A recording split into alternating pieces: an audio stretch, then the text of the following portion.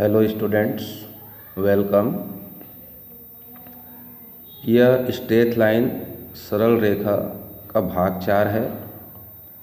इससे पूर्व रेखा पर आधारित 3 वीडियो अपलोड किया जा चुका है। यदि आप उस वीडियो को नहीं देख पाए होंगे तो डिस्क्रिप्शन बॉक्स में उसका लिंक दिया जा रहा है, कृपया उसे अवश्य देखें।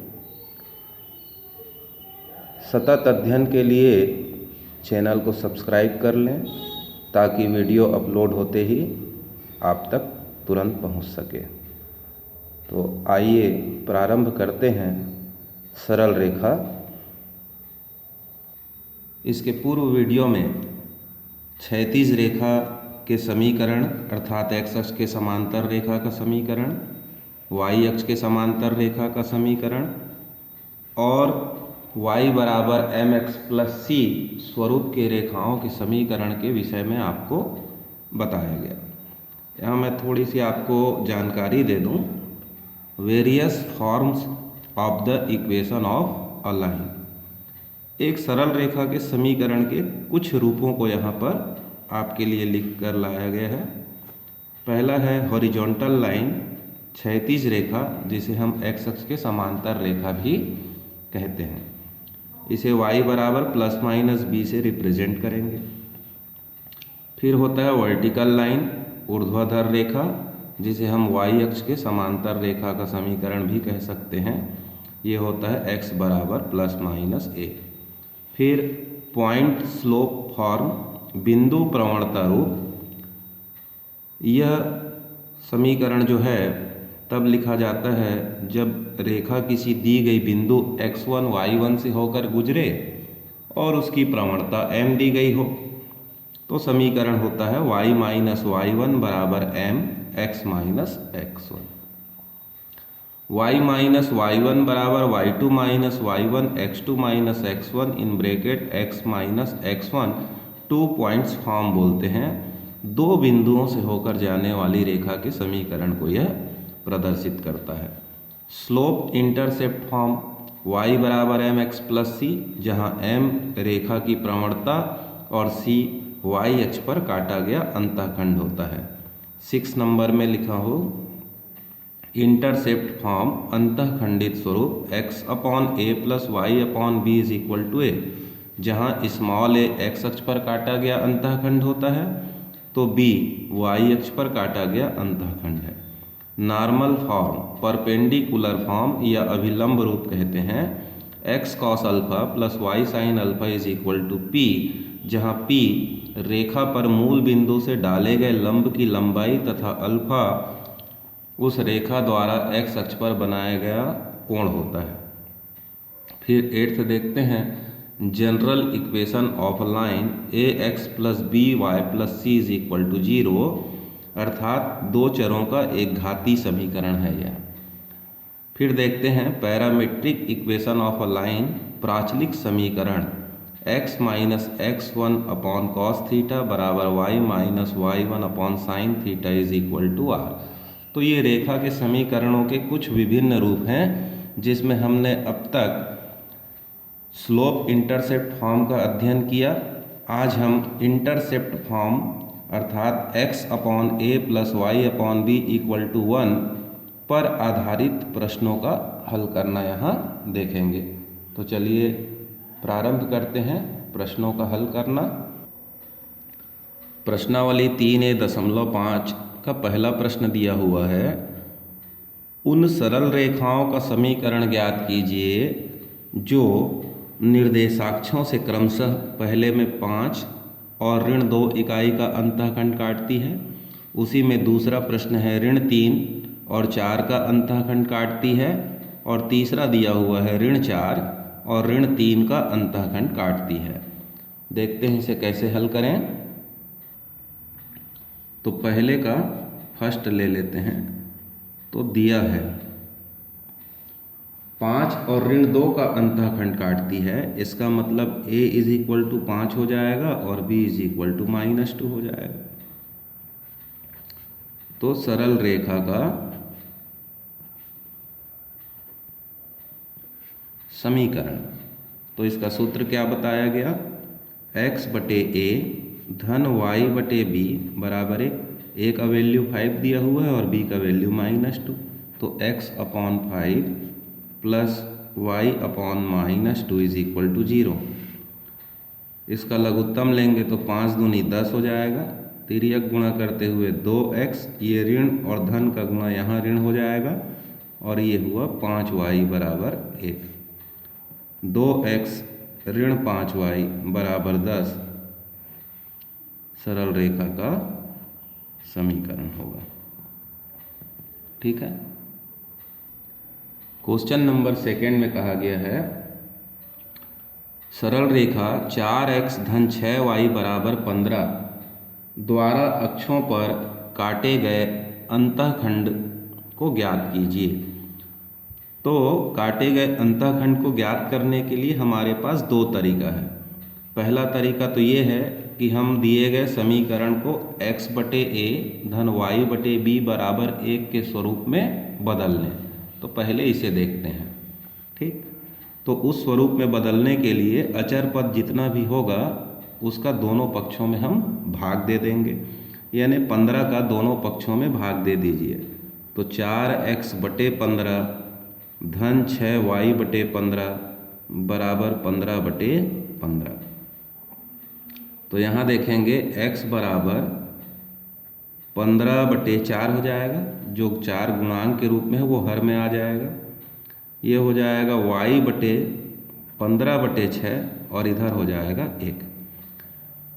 अब ये 15 बटे 4 तो कैंसिल नहीं हो सकता, परंतु 15 बटे 6 कैंसिल हो सकता है, वो बाद में हम कर लेंगे। की तुलना x बटे ए धन y बटे बी बराबर 1 से करने पर।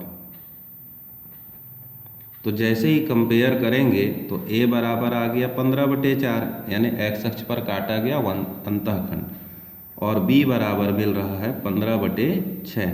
तो 3 पंचे 15, 3 दूनी 6, यानी आ गया 5 बटे 2। तो ये हमारा सबसे सरल तरीका हुआ अंतःखंड ज्ञात करने के लिए। एक दूसरा तरीका भी हमारे पास है, वो भी मैं आपको बता देता हूँ। अथवा तो हमारा लाइन का इक्वेशन क्या दिया हुआ है, 4x धन 6y बराबर 15। तो जब x अक्ष पर जहाँ काटेगा वहाँ y का मान क्या होता है, 0 होता है। तो हम लिख लेते हैं x अक्ष पर y बराबर 0 होगा। ठीक है, x अक्ष पर y बराबर 0। तो हमारा लाइन का इक्वेशन क्या था, 4x धन 6y बराबर 15। तो ये हो जाएगा 4x धन 6 गुणित 0 बराबर 15, इसलिए x बराबर 15 बटे 4। तो ये हमारा x अक्ष पर काटा गया अंतःखंड प्राप्त होता है। वैसे ही हम y अक्ष पर x बराबर 0 लेंगे, तो 4 गुणित 0 धन 6y बराबर 15, इसलिए y बराबर 15 बटे 6 कर दीजिए।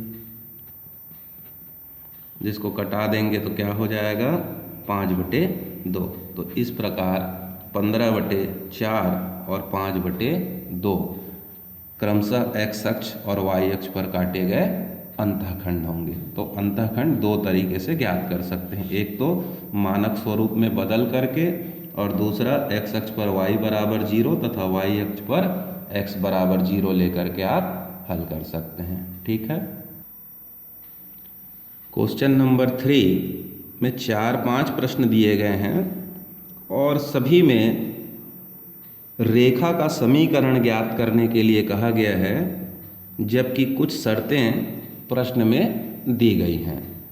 तो पहला प्रश्न लेते हैं, उस सरल रेखा का समीकरण ज्ञात कीजिए जो अक्षों से बराबर परिमाण के धनात्मक अंतःखंड काटती है तथा बिंदु 1 ऋण 2 से होकर गुजरती है या होकर जाती है। तो हल प्रारंभ करेंगे। तो माना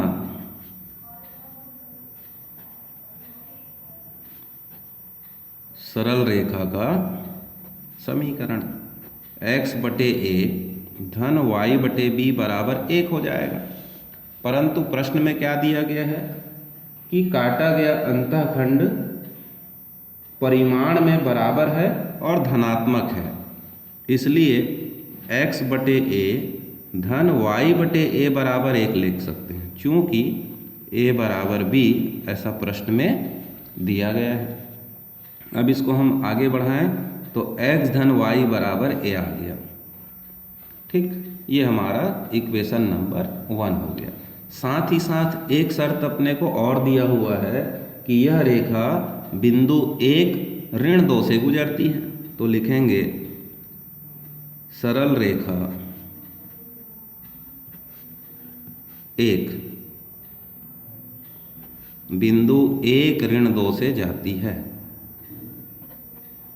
इसलिए x की जगह 1 रखेंगे और y की जगह ऋण 2 और a की जगह a रखेंगे। तो ये आ गया a का मान -1। इस a के वैल्यू को जैसे ही इक्वेशन 1 में रखेंगे हमारा रिक्वायर्ड इक्वेशन आ जाएगा। तो a का मान समीकरण 1 में रखने पर तो x plus y is equal to -1, या इसी को हम ऐसा लिख सकते हैं x प्लस वाई प्लस 1 बराबर 0। It is answer.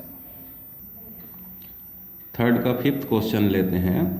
उस सरल रेखा का समीकरण ज्ञात कीजिए जो बिंदु 8 4 से होकर जाती है तथा इसके द्वारा x अक्ष पर काटे गए अंतःखंड की लंबाई y अक्ष पर काटे गए अंतःखंड की लंबाई से दुगनी है।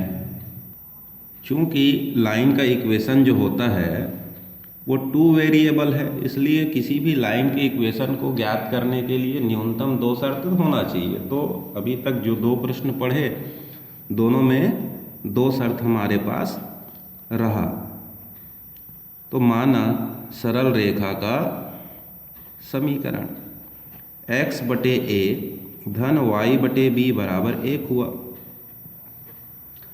तो x अपॉन ए और y अपॉन क्या लिखूं? तो दिया हुआ है कि x अक्ष पर काटा गया जो अंतःखंड है वो y अक्ष पर काटे गए अंतःखंड की लंबाई से दुगनी है, यानी a इज इक्वल टू क्या है 2b है। ठीक, तो हम b इज इक्वल टू अगर रखेंगे तो क्या होगा a अपॉन 2, तो ये a यहाँ आएगा और 2 ऊपर चला जाएगा। ठीक है, अब इस इक्वेशन को थोड़ा सा आगे बढ़ाएंगे तो x plus 2y is equal to हो जाएगा a, और इसको कहेंगे हम इक्वेशन नंबर 1। तो पहला जो कंडीशन दिया था उसके आधार पर इक्वेशन इतने दूर तक आ गए। अब दूसरा शर्त दिया हुआ है कि रेखा जो है बिंदु 8 4 से जाती है, तो लिखेंगे रेखा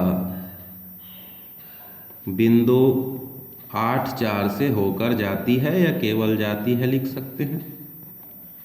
तो x की जगह 8 और y की जगह 4 रखेंगे बराबर a।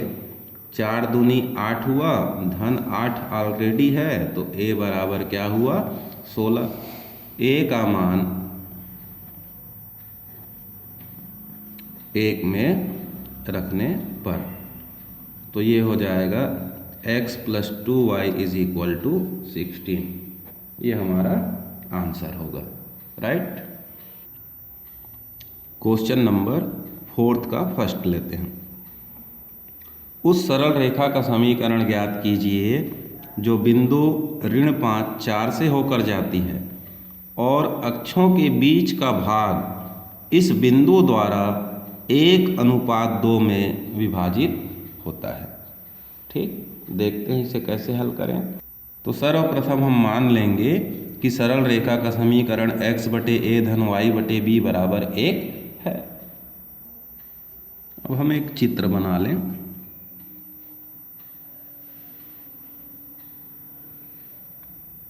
तो जो बिंदु है ऋण 5 और 4 किस चतुर्थांश में होगा?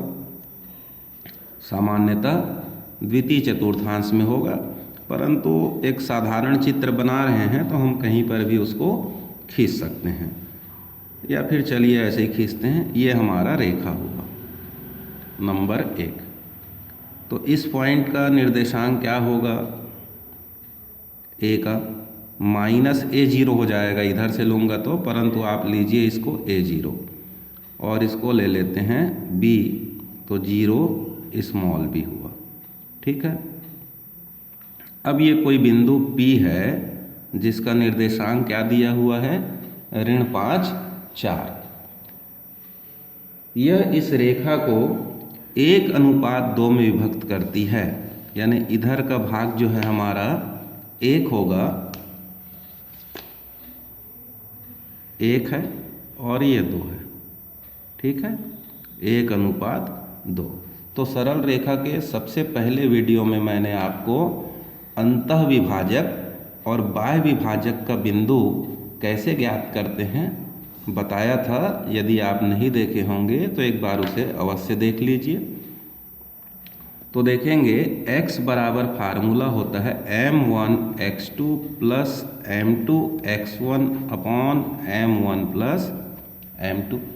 तो ये m1 m2 क्या है, यहाँ पर m1 का वैल्यू 1 है और m2 का वैल्यू 2 है। x2 जो है आपका 0 है तो x1 a है और x ये ऋण 5 हो जाएगा। तो इस आधार पर यहाँ ऋण 5 1 गुणित 0 धन 2 गुणित a बटे 1 धन 2 करेंगे।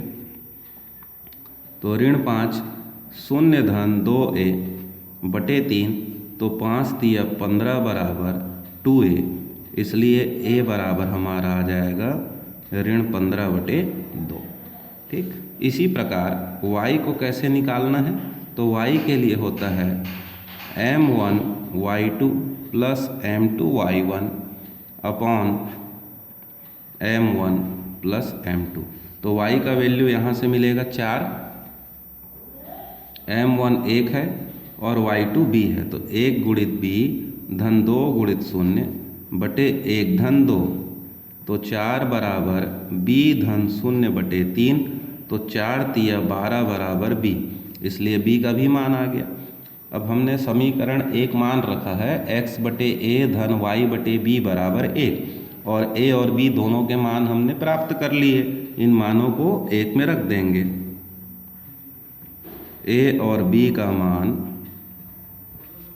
समीकरण एक में रखने पर, तो ये x बटे ऋण 15 बटे 2 धन y बटे b यानी 12 बराबर हो जाएगा 1। तो ये x बटे 15 बटे 2 है, तो 2 ऊपर जाएगा और माइनस साइन को भी आप ऊपर ले लीजिए, तो 2x अपॉन 15 और y upon 12 is equal to 1। ये भी हमारा आंसर हो सकता है, परंतु इसको थोड़ा सा हल करना उचित होगा। तो 12 और 15 का एलसीएम हो जाता है 60, तो 15 चौक 60, तो 4 दूनी 8x, 12 पंचे 60, तो 5y बराबर हुआ 1। इसको इस प्रकार से लिख सकते हैं 8x धन 5y बराबर 60, माइनस साइन का मल्टीप्लाई कर दें या इन दोनों पदों को पक्षांतर कर दिया गया, तो 8x ऋण 5y धन 60 बराबर 0, ये हमारा आंसर होगा। ठीक है।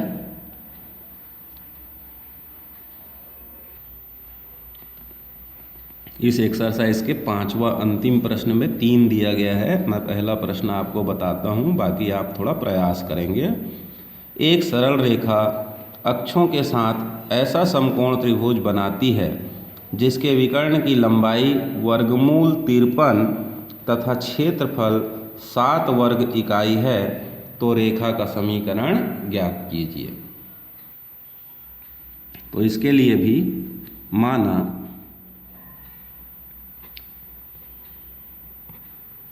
सरल रेखा का समीकरण x बटे a धन y बटे b बराबर 1 है। ठीक, तो रेखा का समीकरण मानने के बाद उसका एक चित्र बना लेंगे जो x अक्ष को बिंदु a पर काटती है और y अक्ष को बिंदु b पर काटती है। तो o से a तक की दूरी यानी काटा गया अंतःखंड स्मॉल a और y अक्ष पर काटा गया अंतःखंड स्मॉल b है।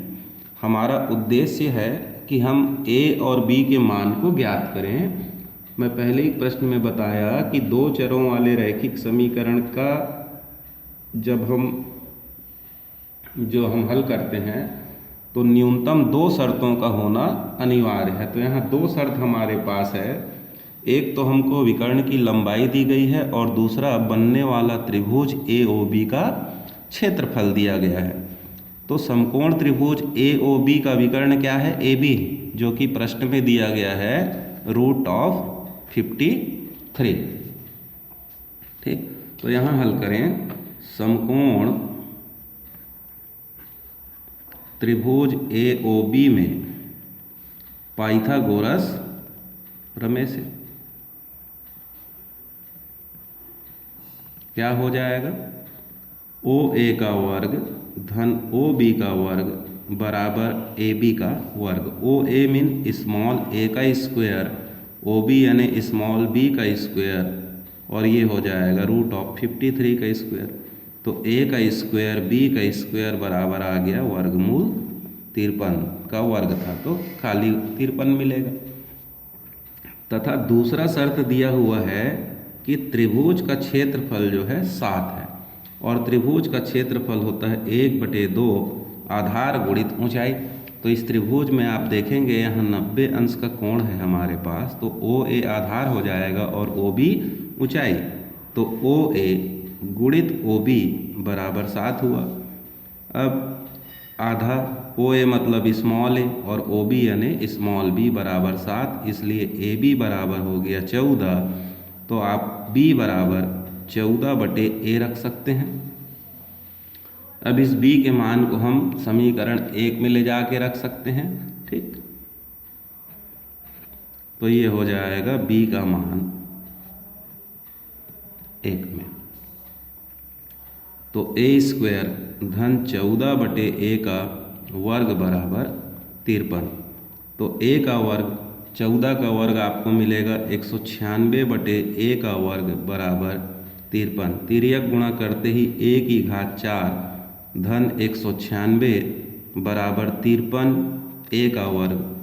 पक्षांतर करेंगे तो a की घात 4 ऋण 53 a का वर्ग धन 196 बराबर 0 हो जाएगा। इस स्मॉल a वर्ग को मान लो कैपिटल A मान लो थोड़ी देर के लिए, या कैपिटल X मान लो, आपको जो ठीक लगे। तो ये a का वर्ग ऋण 53 a का वर्ग धन 196 हो जाता है। अब आपको दो ऐसी संख्या ढूंढनी है जिसका गुणनफल 196 हो जाए और जोड़ने पर 53 हो जाए। तो सॉरी, यहाँ पर a² का स्मॉल a हो कर लेंगे। ठीक, तो ये हो जाएगा 49 चौक 196, 49 और 4 हो जाता है 53। तो हम इसको इस प्रकार से a-49 और a-4 = 0 में तोड़ देंगे।